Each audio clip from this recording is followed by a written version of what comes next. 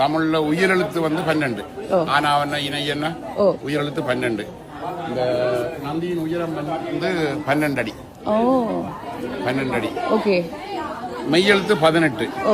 இக்கன்னா இங்க குற்று வரழுத்து மெய்யெழுத்து. இந்த கொடிக்காம்பத்தின் உயரம் 18 அடி. மீதமுள்ள உயிர் மெய்யெழுத்து 216. 247 12 போயிட்டு 18 போயிட்டு மிச்சம் 216. இந்த ராஜோபுரத்தின் உயரம் வந்து 216 அடி. இன்னைக்கு தான் தெரியும். தமிழுக்காக கட்டப்பட்ட ஒரு கோயில். தமிழுக்காகவே கட்டப்பட்ட கதைச்சு பழக்கம் இல்லையா, அதனால கொஞ்சம் மாறுது. விஷயங்கள் தெரியும்.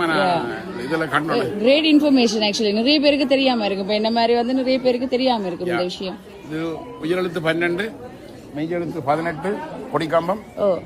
உயிர் மெய்யெழுத்து 216, 216 அடி. இது 18 அடி, இது 12 அடி. இது இப்ப இந்த கோயில் கட்டி எத்தனை வருஷம்? 1100 வருஷம். 1100 ராஜராஜ சோழனால் கட்டப்பட்டது. ஓகே.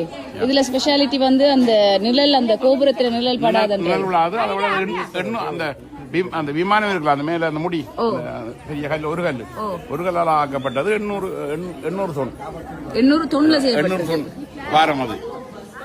இது இப்படி கொண்டே வச்சா இப்ப சொல்லி வந்த மண் குமியல் இப்படி மண் போட்டு அது ஆணையை கொண்டு கட்டி இழுத்து மேல வச்சதாக இப்ப படங்கள் கம்ப்யூட்டர்ல செய்து காட்டினோம். ஆனா எப்படி வச்சு யாருக்குமே தெரியாது. 800 சொன்ன 216 அடி உயரத்துல வச்சிருக்காங்கல்ல, எப்படி கொண்டு போனாங்கன்றது ஒரு 5 கிலோ வேக் தூக்குறதே கஷ்டமா இருக்கு. இல்ல தமிழர்கள் வந்து இந்த கட்டடக்கலையில பார்த்தா இது 1000 வருஷத்துக்கு பழமை வாங்கி சொல்லியேன்னு என்ன இவ்வளவு அழகா இருக்குது. அப்ப 1000 வருஷத்துக்கு முதல்ல எப்படி இருந்திருக்கும்? உண்மைதான் இல்லையா? எல்லாம் அந்த இதுல யாரு என்ன செய்தது, கட்டினது, எப்ப கட்டினது, யாரு காணி தந்தது, யார் யாருக்கு உதவி செய்தது, எல்லாமே தமிழ்ல கல்லில குறிக்கப்பட்டிருக்கு. தமிழ்ல குறிக்கப்பட்டிருக்கு. தமிழ் எழுத்துல அழியாம இன்னும் 1100 வருஷமா தமிழ் அழியாம இருக்கு. அது ஒரு சில உலகத்தின் ஒரு சிறந்த விஷயம் உண்டு. நைஸ். நன்றி. தேங்க்யூ. நன்றி அண்ணா. நன்றி அண்ணா.